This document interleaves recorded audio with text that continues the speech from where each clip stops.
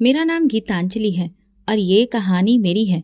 एक ऐसी लड़की की जिसने अपने माँ बाप की कमी छुपाने की कोशिश की, अपने भाई को सब कुछ समझा और फिर वही भाई अपनी जिद में मुझे एक ऐसी दुनिया में ले गया जहाँ मेरे सच की कोई कीमत नहीं थी। भाई ने अपनी मर्जी से अपने बॉस की बेटी से शादी की, ना कोई रिश्ता देखा ना बिरादरी, बस एक जिद थी कि वही लड़की मिले।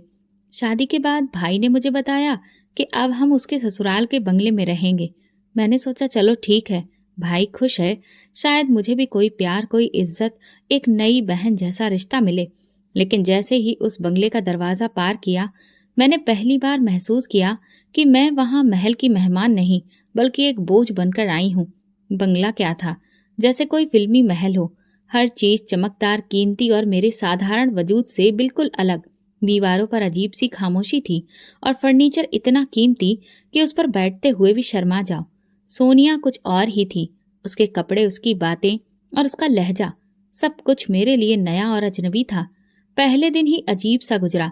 मुझे लगा शायद थोड़ा वक्त लगेगा, फिर सोनिया मुझे अपना लेगी। लेकिन जैसे ही रात हुई, भाई और सोनिया मुझे बिना बताए कहीं बाहर चले गए। मैंने पूछा भी कहाँ जा रहे हो भैया, तो सोनिया ने हंसते हुए कहा, कुछ वक्त अपने लिए भी रखना चाहिए, हर वक्त परिवार की जिम्मेदारियों में नहीं उलझना चाहिए। भैया ने कुछ नहीं कहा, बस मेरा कंधा थपथपाया और चले गए। मैं पूरे बंगले में अकेली रह गई। वही बंगला जो बाहर से किसी सपने जैसा लगता था, अब मुझे भूत बंगला महसूस होने लगा। मुझे अपने पुराने घर की याद आई, छोटा सा लेकिन रोशनी और अपनेपन से भरा। अगली सुबह जब वे दोनों वापस आए, मेरी आंखें तब भी जागी हुई थीं। मैंने भैया से कहा, मुझे यहाँ डर लगता है, क्या हम अपने पुराने घर वापस चलें? सोनिया ने तुरंत बीच में पड़कर कहा, ये लड़की हमारी जिंदगी में जहर घोलने आई है, इसने अभी से ही अपनी नौटंकी शुरू कर दी है। भैया ने मेरी तरफ देखा और मैं उनकी आंखों में वो प्यार न देख सकी जो पहले होता था। उन्होंने कहा, गीतांजलि, नए माहौल को थोड़ा वक्त दो, तुम्हें आदत हो जाएगी। घर के कामकाज शुरू करो, तुम्हारा दिल लगने लगेगा। मैं चुप हो गई। किसी ने मेरे जज्बात नहीं समझे। सोनिया हर वक्त अपनी चीजों के बारे में बात करती थी, ब्रांड, पार्टी, महंगी घड़ियां, गाड़ियां। मेरे सादे से कपड़े, मेरी खामोशी, सब कुछ उसके लिए बर्दाश्त करना मुश्किल था। एक दिन उसने कहा, गीतांजलि, तुम्हारे कपड़े कितने सस्ते लगते हैं, बाजार से कुछ नया ले आती हूँ, लेकिन तुम पर वो भी जचेंगे नहीं। मैं चुप रही, क्योंकि मुझे एहसास हो गया था उससे कुछ भी कहने का कोई मतलब नहीं था, कुछ बदलने वाला नहीं था। मैं हर दिन कोशिश करती कि अपने भाई के पास रहूं, उसे अपनापन याद दिलाऊं, लेकिन वो हर दिन थोड़ा थोड़ा सोनिया का होता जा रहा था। एक दिन जब वे दोनों कहीं बाहर गए और मैं किचन में कुछ काम कर रही थी, तो मुझे महसूस हुआ कि ये महल सिर्फ दीवारों से भरा है, यहाँ कोई मेरे आंसू नहीं देखता, न सुनता है। मैंने वो रात भी अकेली गुजारी, दीवारों से बातें करते हुए, दिल को तसल्ली देते हुए। शायद अब मेरी असली परीक्षा शुरू हो चुकी थी। मेरी जिंदगी के दिन एक जैसे गुजरने लगे थे, लेकिन उस शाम कुछ अलग था। मैं लॉन में कपड़े सुखा रही थी जब सोनिया फोन पर किसी से जोर जोर से बात कर रही थी। उसकी आवाज पूरे माहौल में गूंज रही थी, अनामिका आ रही है आज शाम, और मैं चाहती हूँ कि सब कुछ परफेक्ट हो, किसी नौकरानी की जरूरत नहीं, ये लड़की काफी है। मेरे हाथों में कपड़े थे, लेकिन दिल एक बार फिर से बोझिल हो गया। अनामिका शायद वही अमीर सहेली थी जिसकी चर्चा वो अक्सर करती थी। मुझे अंदाजा था कि आज फिर मैं मजबूर बनूंगी, कोई कोना पकड़ूंगी और खामोश बैठ जाऊंगी। शाम होते ही सोनिया ने गार्ड को भी छुट्टी दे दी। मैं हैरान थी, इतने बड़े बंगले में जहां दरो दीवार तक सोने जैसे चमकते हों, वहां सुरक्षा करने वाला भी ना हो। लेकिन सोनिया ने हंसते हुए कहा, आज की शाम खास है, अपने लोगों के साथ रहने में सुकून होता है। भैया तभी ऑफिस से घर आए। मैंने कुछ कहने की हिम्मत की, लेकिन वो इतनी जल्दी में थे जैसे सिर्फ सोनिया की मौजूदगी ही उनके लिए जरूरी हो। और फिर वे दोनों तैयार होकर निकले। सोनिया जाते जाते बोली, दरवाजा बंद कर लेना और किसी से बात ना करना। सोनिया की कोई सहेली नहीं आई, बल्कि वो तो खुद ही कहीं चली गई। दरवाजा बंद हुआ तो पूरा बंगला जैसे सांस रोक गया। मैं किचन में गई, बर्तन समेटे और फिर आंगन में आकर बैठ गई। आसमान पर हल्की हल्की बदलियां थीं। हवा में अजीब सी खामोशी थी, जैसे हर चीज मुझे घूर रही हो। रात के तकरीबन 9 बजे होंगे कि अचानक बिजली चली गई। एक लम्हे में पूरा बंगला अंधेरे में डूब गया। मैं चौंक कर उठी, दिल जोर जोर से धड़कने लगा। हाथों में टॉर्च नहीं थी। मोमबत्ती खोजने लगी, लेकिन हाथ दीवारों से टकराकर लौट आए। अंधेरे में सिर्फ अपनी सांसों की आवाज सुनाई दे रही थी। अचानक एक हल्की सी आवाज आई, शायद हवा से कोई दरवाजा खुला था। मैं एकदम पीछे हटी, दिल जैसे अजीब सा हो गया। मैंने दरवाजे की कुंडी जांची, वो बंद थी, लेकिन अंधेरा मुझे कैद कर चुका था। हर तरफ सन्नाटा और सनसनी, मोबाइल भी बंद, सिग्नल नहीं। मैंने खुद से कहा, बस गीतांजलि, हिम्मत रखो, कुछ नहीं होगा, भगवान तुम्हारे साथ है। लेकिन दिल मानने को तैयार नहीं था। कमरे के कोने में सिमट कर मैं बैठ गई, हाथों को आपस में जकड़ लिया, आंखें बंद की और माँ का चेहरा याद आया। उनकी गोद की खुशबू, वो नरम एहसास और वो लोरियां जो मुझे सुला दिया करती थीं, आज वो सब कितना दूर हो गया था। अगर वो होती तो शायद मैं इस तरह अकेली न होती। करीब 10:30 बजे दूर गेट की आवाज आई। मैं चौंकी, लेकिन हिलने की हिम्मत ना हुई। दरवाजा खुला, रोशनी आई। भैया और सोनिया वापस आ चुके थे। रोशनी के साथ ही जैसे मेरी सांस ठीक हुई। भैया ने मुझे कमरे के कोने में सिमटे हुए देखा और हैरानी से पूछा, ये क्या हालत है तुम्हारी? मैं कुछ न बोली। सोनिया ने हंसकर कहा, अंधेरे से डर गई, तुम्हारा बचपन अभी गया नहीं। मैं उनकी बातों पर कुछ ना कह सकी, बस आंखों में आंसू आ गए। भैया ने मुझे देखा, कुछ लम्हों को रुके, लेकिन फिर सोनिया की तरफ देख कर बोले, गीतांजलि, लाइट चली जाया करे तो छोटे मोटे कामों में खुद को व्यस्त रखा करो, दिमाग इधर उधर नहीं भटकेगा। मुझे लगा जैसे उनके लिए मेरा डर भी बेमतलब है, जैसे मेरी कोई हस्ती नहीं, कोई मायने ही नहीं। मैं खामोशी से अपने कमरे में गई, दरवाजा बंद किया और बिस्तर पर लेट गई। छत को घूरते हुए दिल में एक बात पक्की हो गई, ये बंगला, ये शान और शौकत, ये चमकदार जिंदगी मेरे लिए नहीं है। यहाँ सिर्फ खामोशियां ही मेरा साथ देंगी और मुझे खुद ही अपने आप को सहारा देना होगा। अगली सुबह आंख खुली तो सूरज की किरणें पर्दे से छनकर कमरे में आ रही थी, लेकिन अंदर का अंधेरा वैसा का वैसा था। कल रात सोनिया ने बताया था कि यूपीएस का सिस्टम खराब है, जल्दी ही ठीक करवा लेंगी, फिर लाइट जाने पर दिक्कत नहीं होगी। खैर, मैं चुपचाप तैयार हुई, नाश्ता बनाया और इंतजार किया कि कब भैया और सोनिया आएंगे। शायद आज वे मुझसे कुछ नरम सी बात करें। जब वे दोनों नीचे आए, मैंने हिम्मत करके कहा, भैया, मैं वापस अपने घर जाना चाहती हूँ, यहाँ का माहौल मेरे लिए नहीं है। मेरी आवाज धीमी थी, लेकिन दिल से निकली थी। सोनिया ने तुरंत बीच में पड़कर कहा, आंखों में वही तंज, वही जहर। ये लड़की रोज कोई न कोई नया ड्रामा क्यों करती है? कभी अंधेरे से डरती है, कभी माहौल से तंग आ जाती है। मेरे होंठ सिल गए। मैंने भैया की तरफ देखा, शायद वे मेरे लिए कुछ कहें, लेकिन उन्होंने नजरें चुरा ली। सोनिया ने बात जारी रखी, मेरे और तुम्हारे रिश्ते के बीच एक दीवार है, और वो दीवार तुम्हारी ही बहन है।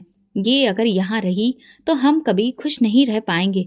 भैया ने एक लंबी सांस ली, फिर धीरे से मेरी तरफ देखकर बोले, गीतांजलि, तुम बचपन से मेरे साथ रही हो, लेकिन अब तुम्हें खुद को बदलना होगा। वक्त के साथ चलना सीखो। सोनिया ठीक कहती है, कामों में व्यस्त रहोगी तो दिल भी लगेगा और शिकायत भी नहीं करोगी। मेरे अंदर कुछ टूट गया। उसी दिन शाम को सोनिया ने मुझे किचन के काम सौंप दिए। आज बिरयानी बनानी है, अच्छी सी, मेरे पापा आ रहे हैं, और हाँ, प्लेटें चमकनी चाहिए जैसे होटल में होती हैं। मैं बिना कुछ कहे काम संभाल लिया। हाथ चल रहे थे, दिल कहीं और था। रात को जब सोनिया के पापा आए, मैं खुद को कमरे तक ही समेट कर रखे हुए थी। बाहर खूब ठहाके लग रहे थे और मैं अपने कमरे में सिमटती जा रही थी। उस रात जब मैं बिस्तर पर लेटी तो नींद आंखों से गायब थी। दिल ने यही तय किया कि मैं खामोश रहूंगी, चुपचाप रहूंगी, लेकिन अपनी पहचान नहीं भूलूंगी, क्योंकि मैं बोझ नहीं, भाई की जिम्मेदारी थी जिसे उसने खुद से काट दिया। उस दिन के बाद मैंने खुद को कमरे तक ही सीमित कर लिया। किचन सफाई और छोटे मोटे काम, बस यही मेरी दुनिया रह गई। कभी कभार भाई सामने आता तो आंखों में एक लम्हे के लिए नरमी दिखती, लेकिन फौरन सोनिया की आवाज उस नरमी को रौंद देती। मैं जान चुकी थी कि अब मेरे रिश्ते, मेरा प्यार, मेरे शब्द सब बेमानी हो चुके हैं। उस सुबह सोनिया तैयार हो रही थी। कमरे में कीमती खुशबू बिखर चुकी थी, महंगी ज्वेलरी और कपड़ों का ढेर। मैं दरवाजे से हटकर दीवार से लगी खड़ी थी कि उसकी आवाज गूंजी, गीतांजलि, ड्राइंग रूम की धूल साफ कर दो, मेरी सहेलियां आ रही हैं, और हाँ, तुम सामने मत आना, तुम्हारी शक्ल देखकर उनका मूड खराब ना हो जाए। मैं धीरे से झाड़ू उठाई और अंदर चली गई। कमरा सजा हुआ था, कीमती पर्दे, महंगी कुर्सियां, शीशे की मेज। मैंने कपड़े से हर चीज झाड़नी शुरू की। दिल में बस एक ही प्रार्थना थी कि बस आज कोई और बेइज्जती ना हो। दोपहर तक सोनिया की सहेलियां आना शुरू हो गईं। हर कोई एक दूसरे से बढ़ चढ़कर तैयार और हर एक की बातों में दौलत की चमक थी। ठहाकों की आवाजें पूरे बंगले में गूंज रही थी। मैं किचन में थी कि एक सहेली ने पूछा, अरे ये नौकरानी कौन है तुम्हारी? बड़ी खामोश लगती है। सोनिया की आवाज आई, जैसे उसने यही लम्हा चुना था। हाँ, ये मेरी खास नौकरानी है। बिल्कुल खामोश रहती है और मेरा हुक्म बजाती है। अपने काम से काम रखती है, ज्यादा बोलती नहीं, बस काम करती है। मेरे हाथ में पानी का जग कांप गया। मैंने खुद को मजबूत किया और धीरे से कमरे में दाखिल हुई। टेबल पर पानी रखते हुए मेरी नजरें सहेलियों से मिली। उनके चेहरों पर अजीब सी मुस्कुराहट थी, जैसे मेरी हैसियत पर वे खूब लुत्फ उठा रही हों। मैं वहीं खड़ी होकर बोली, मैं नौकरानी नहीं हूँ, मैं सोनिया की ननद हूँ, इस घर के मालिक की बहन। कुछ लम्हों के लिए खामोशी छा गई, लेकिन फिर वही हुआ जिसका मुझे अंदेशा था। एक सहेली ने हंसते हुए कहा, क्या तुम इस महल में ननद हो? तुम्हारे कपड़े तो कहीं से भी ऐसे नहीं लगते और ना ही इस महल की चमक से मेल खाते हैं। दूसरी बोली, सोनिया, तुमने वाकई एक गरीब आदमी से शादी कर ली। तुम्हारी इतनी अच्छी परवरिश, इतना ऊंचा स्टेटस, और ये। सोनिया ने जबरदस्ती हंसी में सब संभालने की कोशिश की, लेकिन उसकी आंखों में बेइज्जती की तपिश झलक रही थी। उसके लिए मेरी सच्चाई एक धब्बा थी, एक ऐसी हकीकत जो उसके चमकते होठों को क्या बाहर आ गई थी। सहेलियां जाते जाते मुझे घूरती रहीं, जैसे मैं कोई भूल हूं जो गलती से उनकी दुनिया में आ गई हूं। शायद मेरे सब्र का पैमाना भर गया था, लेकिन मैं टूटूंगी नहीं। मुझे अपनी माँ याद आई, जो कहती थी, बेटी, अगर कोई तुम्हें नीचा दिखाए तो तुम और ऊंचा उठकर दिखाना, लेकिन शोर किए बिना। आज मैंने पहली बार फैसला किया कि मैं सोनिया की गुरूर की गूंज में अपने वजूद को दबने नहीं दूंगी। चाहे जितने दिन लगे, मैं खुद को, अपने अधिकार को और अपनी पहचान को वापस पकड़ कर रहूंगी। शाम ढल चुकी थी। बंगले के ड्राइंग रूम में महंगे कालीन पर पड़े कदमों के निशान और कांच के गिलासों की खाली आवाज अभी भी सन्नाटे में गूंज रही थी। सोनिया की सहेलियां जा चुकी थीं, लेकिन उनकी बातों का जहर अब भी दीवारों में सांस ले रहा था। मैं किचन में बर्तन समेट रही थी। हाथ काम कर रहे थे, दिल कहीं और था। आज जो कुछ हुआ वो सिर्फ बेइज्जती नहीं थी, वो मेरे वजूद पर एक ऐसी मार थी जिसका खून शायद बरसों तक बहता रहेगा। मैं खामोशी से जग धोती रही, चम्मच संभाली और आंखों की नमी छुपाती रही। दरवाजा एक जोरदार धमाके से बंद हुआ। अगले ही पल सोनिया किचन में दाखिल हुई। उसका चेहरा गुस्से से लाल था, आंखों में चिंगारियां और कदम तेज। वो मेरे बिल्कुल सामने आकर रुकी और उसकी नजरें मेरी आंखों से टकराईं। बहुत हिम्मत आ गई है तुम में, गीतांजलि। तुम हो कौन? क्या हैसियत है तुम्हारी जो मेरी सहेलियों के सामने जुबान चला रही थी? तुम्हें ये अधिकार किसने दिया कि मेरी इज्जत मिट्टी में मिला दो? मैंने नजरें झुका ली। होठों पर खामोशी का पहरा था, लेकिन दिल किसी बगावत में जल रहा था। जवाब दो। उसकी आवाज बुलंद हुई और फिर लम्हे भर में उसका हाथ मेरे चेहरे पर आकर पड़ा। एक तेज जलता हुआ थप्पड़ जो सिर्फ मेरे गाल पर नहीं, मेरी आत्मा पर लगा। मेरा सर एक तरफ को झूल गया और आंखों के सामने सब धुंधला हो गया। एक पल को लगा जैसे वक्त थम गया हो। बर्तनों की आवाज रुक गई, हवा रुक गई और मैं बस वहां खड़ी रही। अपनी औकात में रहो, वो चिल्लाई। ये तुम्हारा घर नहीं है, ना ही तुम कोई खास हो, बस एक बोझ हो जो हमने तरस खाकर रख लिया है। आइंदा जुबान खोली तो। मैंने धीरे से नजरें उसकी तरफ उठाई। कुछ लम्हों के लिए वो ठिठक गई। शायद मेरी आंखों की नमी में उसे कुछ नजर आया, शायद मेरी खामोशी में कोई सवाल छुपा था, लेकिन वो बिना कुछ कहे पलटी और बाहर चली गई। मैं वहीं खड़ी रही। हाथ चूल्हे पर रखे थे, लेकिन दिल कहीं और जा चुका था। आंखों से आंसू निकले बिना बहने लगे। ये वो आंसू थे जो आवाज नहीं करते, बस अंदर ही अंदर सब कुछ बाहर ले जाते हैं। मेरे कदमों ने खुद को खींचकर कमरे में पहुंचाया। दरवाजा बंद किया और मैं कालीन पर बैठ गई। खुद को समेट लिया, जैसे अपने अंदर छुप जाना चाहती थी। मैं नहीं जानती थी कि एक ननद को इतनी बेइज्जती सहनी पड़ेगी, कि उसे नौकरानी बनाकर पेश किया जाएगा और सच बोलने पर थप्पड़ मारा जाएगा। मुझे अपनी माँ की बातें याद आने लगी। बेटी, इज्जत कभी मांगने से नहीं मिलती, वो कमानी पड़ती है। लेकिन ये दुनिया कैसी थी जहाँ सच बोलने पर बेइज्जती होती थी और झूठ बोलने वालों को ऊंचे पायदान पर बिठाया जाता था। रात को भैया कमरे में आए। उनकी आंखों में कुछ झिझक थी। उन्होंने मेरे चेहरे की तरफ नहीं देखा, बस आकर बैठ गया। गीतांजलि, वो सोनिया थोड़ी गुस्से वाली है, लेकिन दिल की बुरी नहीं है। तुम कुछ बर्दाश्त कर लिया करो। घर के सुकून के लिए कभी कभी चुप रहना बेहतर होता है। मैंने कुछ नहीं कहा।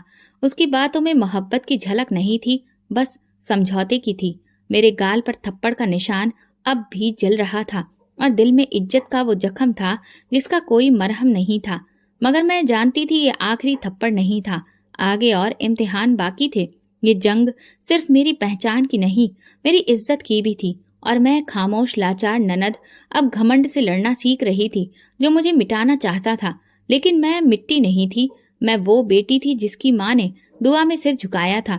और जब किसी माँ की दुआ किसी बेटी की सुरक्षा के लिए होती है, तो दुनिया की कोई ताकत उसे झुका नहीं सकती। उस थप्पड़ के बाद सब कुछ बदल गया था। शायद मेरे अंदर कुछ टूटकर हमेशा के लिए खामोश हो गया था। मैं दिन भर काम करती, रात को चुपचाप कमरे में जाकर लेट जाती। भैया की नजर अब भी मुझसे कतराती थी। और सोनिया, वो तो जैसे मेरी मौजूदगी से भी चिढ़ने लगी थी। घर के हर कोने में मेरी बेइज्जती बिखरी हुई थी। लेकिन अब मैं सीख चुकी थी, सवाल नहीं करना है, बस सहना है, झेलना है और जिंदा रहना है। इस खामोशी में एक दिन सोनिया ने ऐलान किया, इस हफ्ते एक बहुत बड़ी पार्टी है। मेरे पापा के बिजनेस पार्टनर्स आ रहे हैं।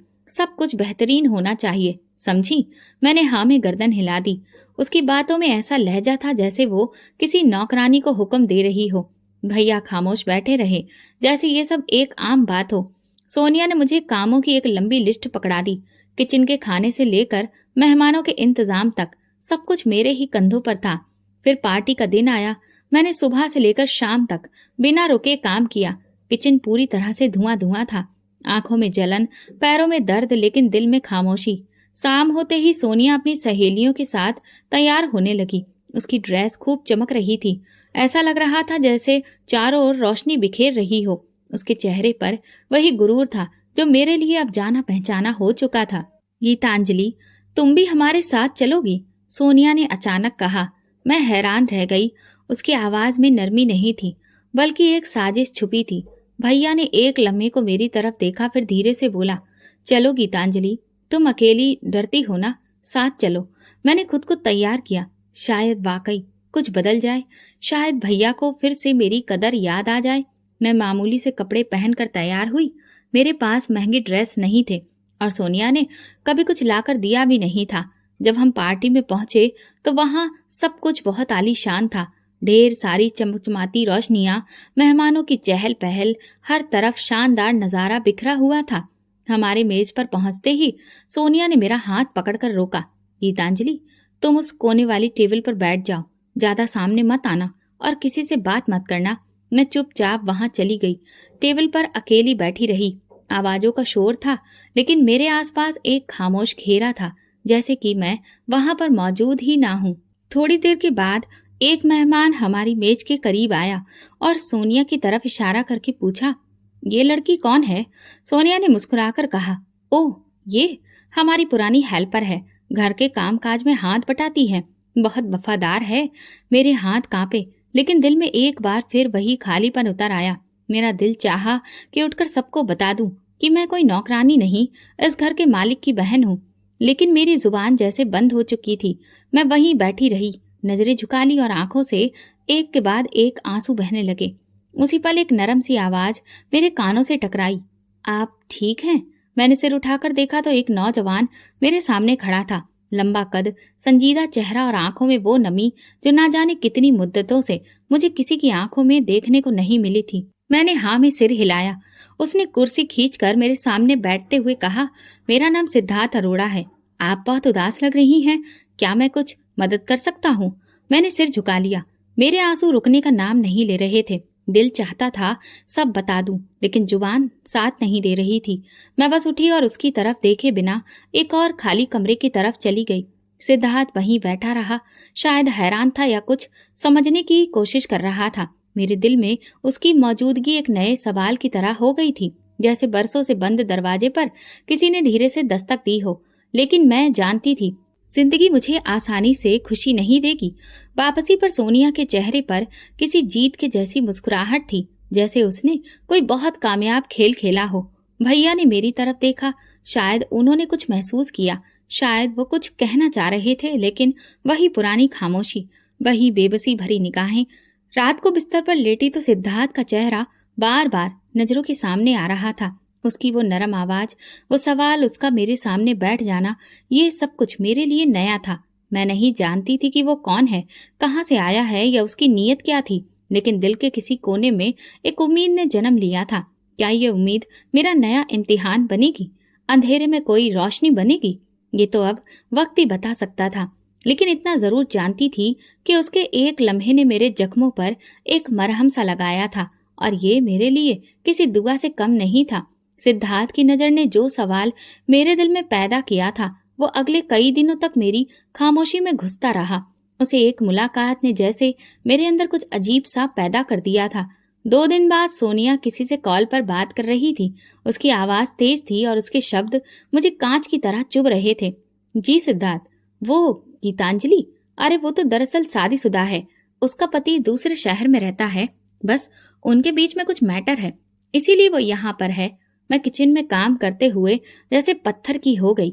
मेरे हाथों में बर्तन थे, लेकिन दिल में जैसे कोई तेज दर्द उठा। सोनिया ने झूठ बोला था, बिना पलक झपकाए, बिना किसी सोच समझ के। मेरी सच्चाई, मेरे अंदर के अनमोल एहसास को उसने पल भर में मिट्टी में मिला दिया था। मेरे अंदर कुछ चीखा, लेकिन जुबान पर खामोशी ने ताला लगा रखा था। मैं जानती थी, अगर मैं सिद्धार्थ के सामने कुछ बोलने गई तो सोनिया उसे भी मेरे खिलाफ कर देगी, क्योंकि वो तो शब्दों के खेल में बहुत माहिर है और मैं सिर्फ सच्चाई की कैदी। उसी दिन मैंने भैया से बात करने की ठानी। वो ड्राइंग रूम में बैठे थे, चेहरे पर वही थकान, जैसे जिंदगी के असली रंग उनकी नजरों से गायब हो चुके हों। भैया, मुझे आगे पढ़ना है, मैं अधूरी हूँ, मेरी पढ़ाई पूरी नहीं है, अगर आप मेरा एडमिशन करवा दें।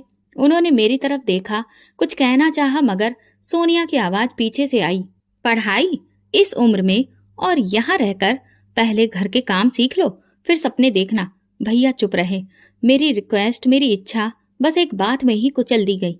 सोनिया ने कहा, अभी मेरे पैरों में दर्द हो रहा है गीतांजलि, जरा तेल ले आओ और मेरे पैर दबाओ। मैंने कुछ नहीं कहा। तेल की शीशी लाई और उसके कदमों में बैठ गई। मेरी उंगलियां उसके पैरों पर चल रही थी और दिल में जैसे एक तेज खंजर चुभ रहा था। मैं पढ़ना चाहती थी, कुछ बनना चाहती थी, लेकिन मेरी किस्मत में सिर्फ सेवा करना रह गया था। जब उसके पांव दबाने से मैं फ्री हुई तो उसने सर दर्द का बहाना बनाया। सर पर तेल लगा दो, कल बहुत काम किया था। मेरे हाथ उसके बालों में तेल लगा रहे थे, लेकिन मेरी आंखें छत पर एक बेजान इंसान की तरह टिकी थीं। मैं सोच रही थी कि अगर माँ जिंदा होती तो क्या वो मेरे हाथों को यूं झुकने देती? क्या वो मेरी जिंदगी को इतना सस्ता होने देती? नहीं, कभी नहीं। रात को कमरे में आई तो दिल खामोश था, न कोई फरियाद, न आंसू, सिर्फ एक खालीपन। सोनिया की हर चाल मुझे एक बंद कमरे में धकेल रही थी, जहाँ न कोई दर्द था, न खिड़की, न उम्मीद। कई दिन बाद जब मैं आंगन में कपड़े सुखा रही थी, दरवाजे पर किसी गाड़ी के रुकने की आवाज आई। मैं पीछे मुड़ी तो सिद्धार्थ अरोड़ा खड़ा था। उसकी नजर मेरी तरफ थी, लेकिन उसके चेहरे पर वो नरमी नहीं थी जो पहली बार मैंने देखी थी। हेलो, उसने धीरे से कहा। मैंने सिर झुकाकर जवाब दिया, लेकिन नजरें नहीं उठाई। सोनिया कह रही थी, खैर, यह आपकी जिंदगी का मामला है, इसलिए मैं ज्यादा कुछ नहीं कहूंगा। बस इतना पूछूंगा कि अगर कभी बात करना चाहे तो मैं सुनने के लिए मौजूद हूँ। मेरे दिल में हलचल हुई, लेकिन मैं चुप रही। उसकी नजरें कुछ देर मेरे चेहरे पर टिकी रहीं, फिर वो पलट गया। मैं उसके कदमों की आवाज सुन रही थी और दिल में सोच रही थी, उसने यकीन कर लिया। इसका मतलब सोनिया जीत गई। वो हमेशा जीत जाती है। उसी रात सोनिया ने मुझे झाड़ू थमाई और कहा, कमरे साफ करो, मेहमान आएंगे कल। और हाँ, अगर कोई पढ़ाई का सपना फिर देखा ना तो याद रखना, तुम्हारा यहाँ रहना भी मुश्किल हो जाएगा। मैंने कुछ नहीं कहा, झाड़ू पकड़ ली। आज मेरी बातों का वजन नहीं था, ना ही मेरी इच्छाओं की कोई कद्र, लेकिन अंदर ही अंदर एक तूफान उठ रहा था। सब्र की वो गहराई जहाँ कुछ सांसें दम तोड़ देती हैं और कुछ नई ताकत बन जाती हैं। मैं वही नंद थी जिसे नौकरानी बनाया जा रहा था, जिसके सिर पर झूठ का पर्दा डाल दिया गया था। लेकिन मेरा सच एक दिन बोलेगा, क्योंकि जो दिल भगवान के पास हो उसका सब्र जवाब नहीं देता। शाम के उस सुनहरे बंगले की दीवार पर अंधेरा गहराता जा रहा था और मेरी दुनिया की कालिख कुछ और बढ़ गई थी। सिद्धार्थ की खामोश नजरों का बोझ अभी तक मेरे दिल पर मौजूद था। उसने कुछ नहीं कहा, लेकिन उसकी खामोशी में भी एक फैसला छुपा था। वो सोनिया की बात मान चुका था। मेरे सच को एक बार फिर झूठ की चादर में लपेट दिया गया और मैं एक बार फिर से हार गई थी। उसी रात मैं डिनर टेबल लगाने में व्यस्त थी। भैया ऑफिस से देर से आए थे और सोनिया हमेशा की तरह बनने संवरने में लगी हुई थी। मैंने खाना लगाया, फिर खुद भी एक प्लेट निकालकर खामोशी से एक तरफ बैठ गई। कमरे में खामोशी थी, लेकिन सोनिया की आंखों में गुरूर की चमक तैर रही थी। मैंने निवाला मुंह में रखा ही था कि सोनिया उठकर मेरे पास आई। उसने मेरी प्लेट जोर से मेरे सामने से खींची और उसे जमीन पर रख दिया। तुम्हारी औकात टेबल पर बैठकर खाने की नहीं है गीतांजलि। आइंदा अगर हमारे साथ बैठने की कोशिश की तो याद रखना, तुम्हें खाने को भी नहीं दूंगी। जमीन पर बैठकर खाओ जहां तुम्हारी औकात है। मेरे हाथ कांप कर रह गए और दिल में एक टीस उठी। मैं पत्थर सी आंखों से उसे देख रही थी। भैया ने कुछ कहने की कोशिश की, लेकिन सोनिया की एक तेज नजर ने उनके होंठ सिल दिए। मैंने जमीन पर रखी प्लेट की तरफ देखा। खाना अभी गर्म था, लेकिन मेरी आंखों में बर्फ उतर चुकी थी। मैं धीरे से उठी, प्लेट को वापस उठाया और उसी जमीन पर बैठकर खाने लगी। मेरी आंखों से आंसू नहीं बहे, लेकिन दिल में कुछ चुभ गया। सोनिया ने गहरी नजर डालकर तंजिया लहजे में कहा, देखा, अब ये सीख रही है अपनी हैसियत में रहना। मैंने निवाला मुंह में डाला और पहली बार मेरी जुबान से एक बात निकली जो कि नरमी में लिपटी थी, लेकिन उसमें बिजली की तेजी थी।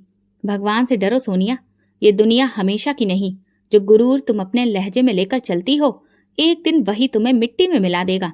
तुम्हें तुम्हारी दौलत का बड़ा घमंड है ना, लेकिन जिस भगवान ने तुम्हें यहाँ तक पहुंचाया है वो एक पल में सब कुछ वापस ले सकता है। कमरे में एकदम खामोशी छा गई। भैया ने चौंक कर मेरी तरफ देखा। सोनिया के चेहरे पर पल भर के लिए हैरानी आई, लेकिन वो तुरंत हंसकर बोली, अच्छा तो तुम मुझे नसीहत दोगी? ये दौलत, ये बंगला, ये शान और शौकत, ये सब मेरे खून में है। मेरे बाप भी अमीर थे, मेरे दादा भी, और मेरी आने वाली नस्ल भी। तुम्हारी सस्ती बातों से मुझे कोई फर्क नहीं पड़ता। तुम बस अपनी जुबान बंद रखो और काम करती रहो। मैं खामोशी से जमीन पर बैठी प्लेट खत्म करती रही। अब खाने का जायका महसूस नहीं हो रहा था। हारने वाला मेरे अंदर जहर भर रहा था, लेकिन दिल में एक गहरी थकान थी। साथ में एक अजीब सी तसल्ली भी थी। मैं जानती थी कि जो कुछ मैंने कहा वो मेरे दिल की गवाही थी और वो गवाही जरूर सुनी जाएगी। उस रात जब कमरे में आई तो कमरे की हवा बदली बदली सी लगी। महसूस हुआ सोनिया की आवाज अब भी बाहर से आ रही थी। कभी फोन पर बात करते करते वो हंसती, लेकिन मेरे अंदर एक अजीब सी खामोशी थी। मैं चुपचाप बैठकर अपने भगवान को याद करने लगी। अगर मैं गलत हूँ तो मुझे सजा देना, लेकिन अगर मैं सही हूँ तो फिर मेरा सच दुनिया के हर झूठ से बुलंद कर देना। मुझे पता ही नहीं चला कि कब मेरी आंख लग गई और मैं नींद में भी प्रार्थना करती रही। दिल के किसी कोने में एक हल्की सी रोशनी जाग गई थी, जैसे कोई अदृश्य हाथ मेरे माथे को छू रहा था। अंदर ही अंदर एक यकीन बढ़ रहा था कि घमंड जब हद से ज्यादा बढ़ता है तो इंसाफ खुद ब खुद दरवाजा खटखटाने आता है, और मैं उसके दरवाजा खुलने का इंतजार कर रही थी। अगली सुबह वही खामोश दीवारें, वही चेहरे, वही मेरे वजूद को नजरअंदाज करने की आदत। सोनिया के अंदाज में अब नरमी तो दूर की बात, इशारों में भी जहर शामिल होता जा रहा था। उसके शब्दों में नफरत भरी थी, जैसे कि वो अपमानित हो कि मैं पूरी तरह उसकी मर्जी की गुलाम नहीं हूँ, और उसने मेरे सब्र को मेरी कमजोरी समझ लिया था।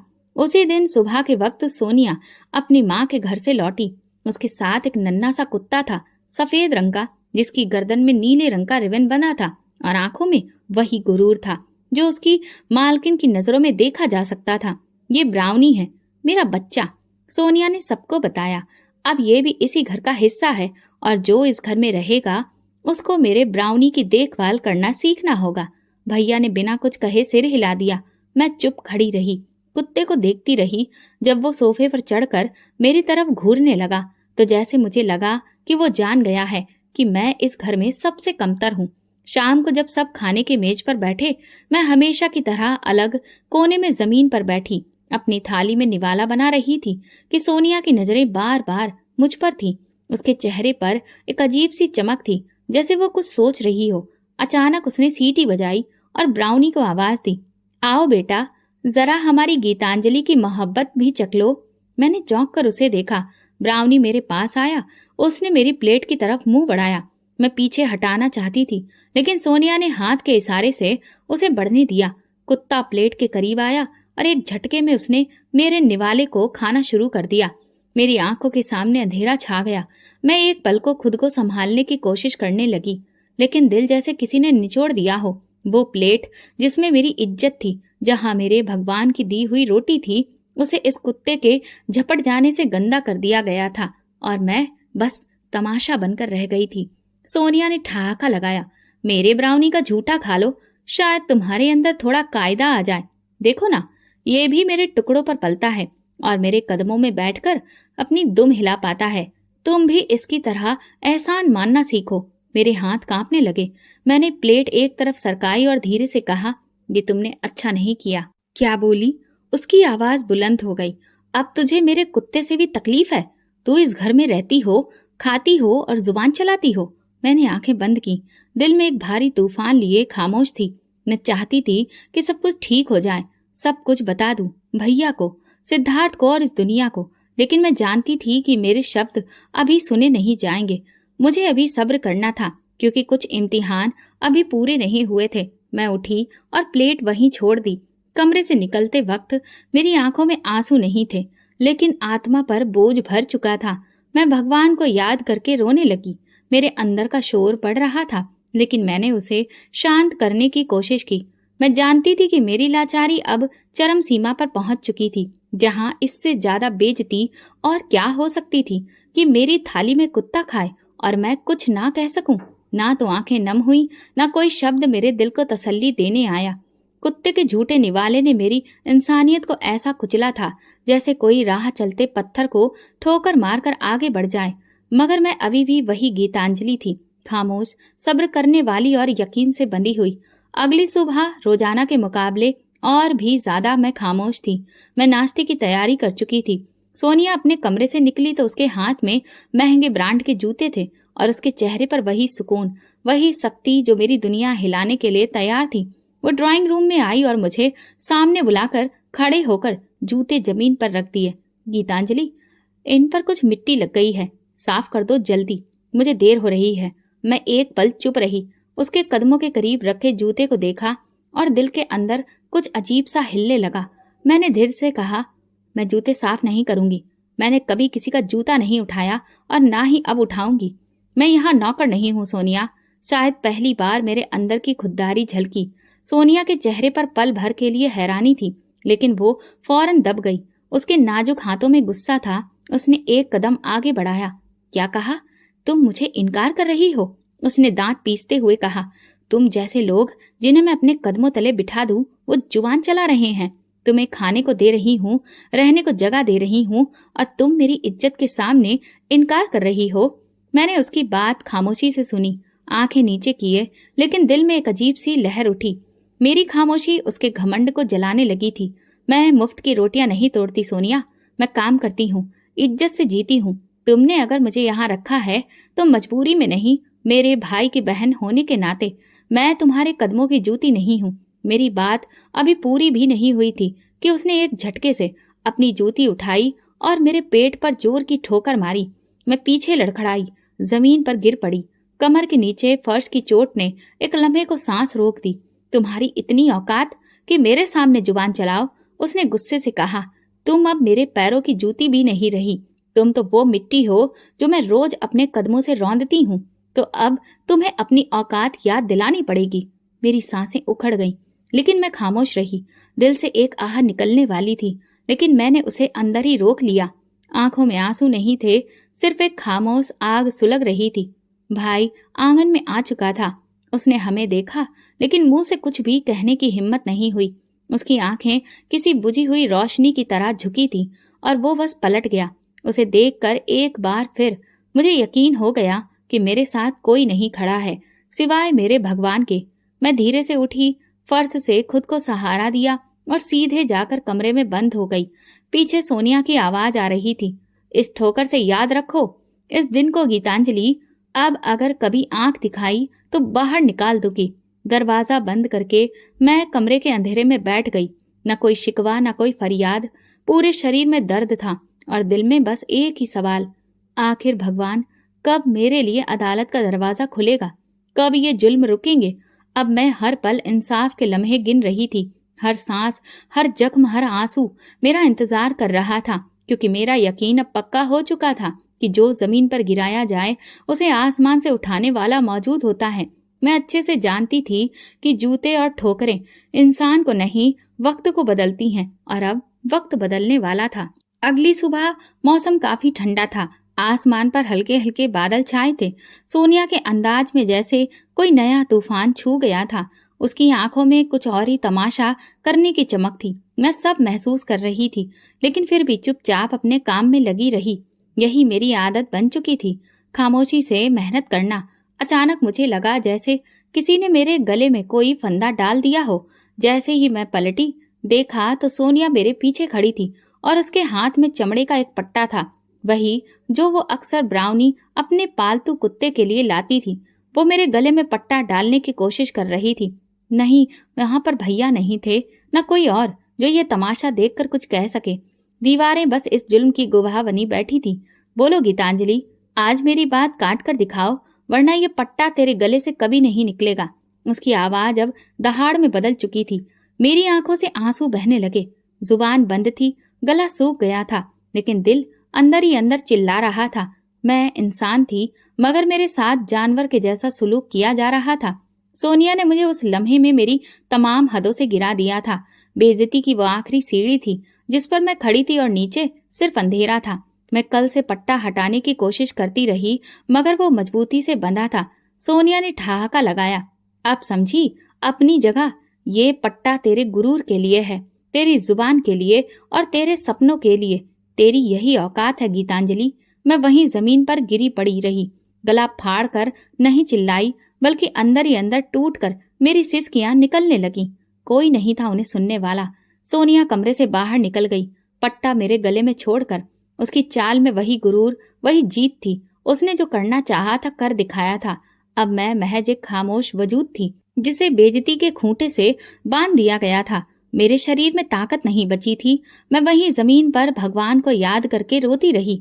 तुम देख रहे हो ना, मैं तुमसे भीख मांग रही हूँ। तुम सब जानते हो, सब सुनते हो, लेकिन मेरी मुश्किलें कम नहीं करते। बस मुझे सब्र दे रहे हो। अगर ये किसी का जुल्म है तो मुझे इस मिट्टी में मिला दो। मेरे हाथ कांप रहे थे, पर दिल में पहली बार एक ऐसी रोशनी महसूस हुई जो इन अंधेरों को चीरने के करीब थी। मैं पूरा दिन कमरे से बाहर नहीं निकली। भैया ने मेरी खबर नहीं ली। उस रात वो पट्टा मेरे पास ही रखा रहा। वो मेरी बेइज्जती को मुझे बार बार याद दिलाता रहा। रात का आखिरी पहर था। एक हल्की सी ठंडी हवा कमरे के दरवाजे के नीचे से अंदर दाखिल हुई। मेरे चेहरे पर लगे आंसुओं की नमी सूख चुकी थी, लेकिन अंदर दिल सुलग रहा था और बस बार बार कह रहा था कि आखिर इंसाफ कब होगा। अगली सुबह मैं अपना काम कर रही थी। सोनिया हर रोज की तरह अपने नखरे, हुक्म और ताने लिए इधर उधर घूम रही थी। भैया को ऑफिस के लिए तैयार होते देखा। उनके चेहरे पर एक अजीब सी लकीरें थी, जैसे वो किसी अंधेरे सफर में खो चुके थे। तभी फोन बजा। सोनिया ने फोन उठाया और जैसे ही दूसरी तरफ से आवाज आई, उसके चेहरे का रंग बदलने लगा। पहले आंखें फैली, फिर रोंगटे खड़े हो गए। फोन उसके हाथ से गिरकर फर्श पर जा गिरा। भैया भागते हुए अंदर आए। सोनिया को देखा, फिर जोर से चिल्लाए, फैक्ट्री में आग लग गई है, सब कुछ जल गया। भैया के कदम जैसे जमीन से चिपक गए। उनकी आंखों में खौफ जलते हुए नजर आए और सोनिया के चेहरे पर वो गुरूर पहली बार टूटता महसूस हुआ। वो दीवारों को देखने लगी, जैसे कुछ समझने की कोशिश कर रही हो, लेकिन शब्द उसकी जुबान पर रुक गए। कमरे में हड़कंप मच गया। फोन पर कई कॉल्स आने लगे। चेहरे पर पसीना, दिलों में हलचल। कुछ ही देर में खबर पूरी तरह फैल चुकी थी। फैक्ट्री में रात गए शॉर्ट सर्किट से आग लग गई थी। फायर ब्रिगेड देर से पहुंची और जब तक पहुंची करोड़ों का माल खाक हो चुका था। इसके बाद कर्ज लेने की फाइलें खुली। इन्वेस्टर्स ने पैसे वापस मांग लिए और साथ में ये तय हुआ कि जो नया बंगला फैक्ट्री के नाम पर खरीदा गया था वो भी अब जब्त होने वाला है। मैं कमरे के दरवाजे से बाहर की सारी भाग दौड़ देख रही थी। सोनिया की चाल जो हमेशा शान से भरी होती थी, अब घबराहट में डूबी थी। उसकी आवाज से वो ताने, वो गुरूर सब गायब हो चुके थे। वो फर्श पर बैठ गई, सिर पकड़कर बोली, मेरा सब कुछ लुट गया, मेरा बंगला, मेरी इज्जत, मेरी दुनिया। भैया ने उसे सहारा देने की कोशिश की, लेकिन उनकी अपनी आंखों में भी आंसू थे। उनका गुरूर, उनकी मर्दांगी, सब कुछ सोनिया के साये में छिप चुका था। और अब जब वो साया मिट्टी में मिल रहा था, तो भैया भी खुले आसमान तले अकेले खड़े रह गए थे। कुछ दिनों के अंदर सब खत्म हो गया। फैक्ट्री बंद, बंगला जब्त और कर्जदारों की धमकियां आने लगी। हम सबको पुराने घर वापस आना पड़ा, वही छोटा सा घर जो कभी मेरा सुकून था और जिसे छोड़कर हम उस बड़े बंगले में कदम रखने पहुंचे थे। जब मैं उस घर की दहलीज पर दोबारा घुसी तो दिल में एक खामोश सुकून था। मैंने पीछे मुड़कर सोनिया को देखा। उसका चेहरा सफेद था, बाल बिखरे हुए और हाथों की मेहंदी जैसे अतीत की बातें बन चुकी थी। वो खामोशी के नीचे दबी थी, जुबान बंद, वही जुबान जो कभी मेरी बेइज्जती के लिए तेज धार तलवार थी। उस रात फिर मैंने भगवान से प्रार्थना की और रोते हुए कहा, भले ही तुम्हारा इंसाफ देर से आया, लेकिन पूरी तरह से आया है। ऐसा कि तुमने सच में उसके गुरूर को तोड़ दिया, जो इंसानियत को भी रौंद रहा था। सोनिया अब अपनी खामोशी में वो सब सुन रही थी जो मैं बरसों से कहना चाहती थी। मैं जान चुकी थी कि प्रार्थना जब सच्चे दिल से निकले, सब कुछ हल हो जाता है और भगवान का तराजू कभी गलत नहीं तोलता। जिंदगी ने एक चक्कर पूरा कर लिया था। वही पुराना छोटा सा घर जिसे हम पीछे छोड़ आए थे, अब हमारे लिए सबसे बड़ा सहारा बन चुका था। फर्क बस इतना था कि इस बार हम अमानत की छांव में नहीं, बल्कि गुरूर की मिट्टी चाट कर वापस आए थे। सोनिया के कदम अब नरम नहीं रहे थे। उसकी नजरें हर किसी से झुकी रहती थी। वो लड़की जो अपनी हंसी में दूसरों की बेइज्जती ढूंढती थी, अब खामोशी की चादर ओढ़ चुकी थी। भैया ने फिर से पुरानी नौकरी शुरू कर दी, वही पुरानी तनख्वाह, लेकिन इस बार उनके चेहरे पर सुकून का एक साया था, जैसे अब वो उस वक्त को समझ पाए थे जो उन्होंने अपनी बहन को रौंद कर कमाया था। भैया सुबह ऑफिस जाते वक्त मुझे एक नजर देखते, कुछ कहने की कोशिश करते, लेकिन शायद शर्मिंदगी ने उनकी जुबान पर ताला लगा दिया था। घर में खामोशी थी, मगर सुकून था। मेरे लिए कोई हुक्म नहीं था, कोई ताना नहीं, कोई जूता नहीं और कोई पट्टा नहीं। सिर्फ छोटा सा किचन, कुछ बर्तन और मेरी तन्हाई, जो अब मेरी आजादी बन चुकी थी। मैं अपने भगवान का शुक्रिया अदा करती और दिल में एक सुकून आ गया था। एक दिन दरवाजे पर दस्तक हुई। दरवाजा खुला तो सामने सिद्धार्थ खड़ा था। उसकी आंखों में वही नरमी थी जो कभी पहली बार मैंने देखी थी, लेकिन इस बार उसमें यकीन भी झलक रहा था। उसके हाथ में एक लिफाफा था। उसने धीरे से मेरी तरफ बढ़ाकर कहा, मुझे सब सच पता चल चुका है गीतांजलि। सोनिया का झूठ, तुम्हारी खामोशी, तुम्हारा सब्र, सब कुछ। मुझे अफसोस है कि मैं तुम्हारे सच को पहचान नहीं सका, मगर अब मैं देर नहीं करना चाहता। लिफाफे में मेरे लिए रिश्ता था, एक ऐसा रिश्ता जो इज्जत के साथ, बराबरी के साथ और सच्चाई पर टिका था। मेरी आंखें कुछ लम्हों के लिए धुंधला गईं, जैसे बरसों का दुख जो रिश्ते की तलाश में भटकता रहा अब थम चुका हो। शाम को जब भैया आए तो मैंने उन्हें लिफाफा दिखाया। उन्होंने सिर्फ धीरे से कहा, गीतांजलि मुझे माफ कर दो, मैं तुम्हें अकेला छोड़ गया उस वक्त जब तुम्हें सबसे ज्यादा मेरी जरूरत थी।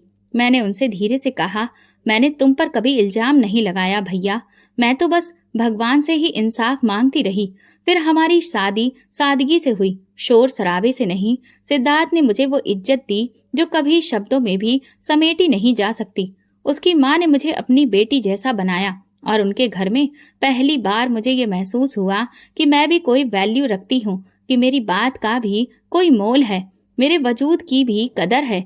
जिंदगी एक नया रंग ले चुकी थी। मैं अब सिर्फ गीतांजलि नहीं थी, मैं वो औरत थी जो वक्त की ठोकरें खाकर मजबूत हुई थी, जिसने बेइज्जती के अंधेरे में रहकर रोशनी का रास्ता खुद तलाश किया था।